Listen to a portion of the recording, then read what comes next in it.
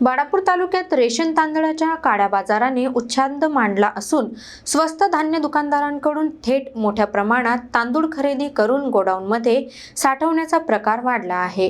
प्रशासनातील काहींच्या संगनमताचा संशय व्यक्त होत असून नागरिक प्रश्न विचारत आहेत।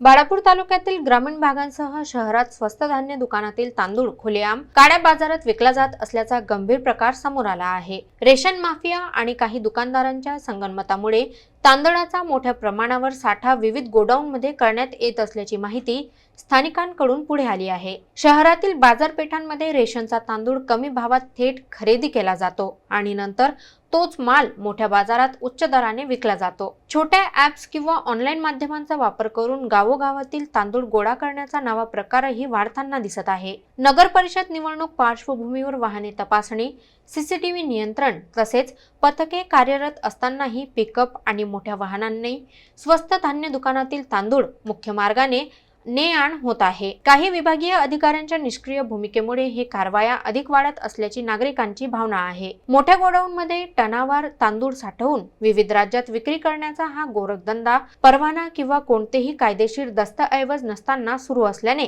लोकांमध्ये प्रचंड असंतोष आहे।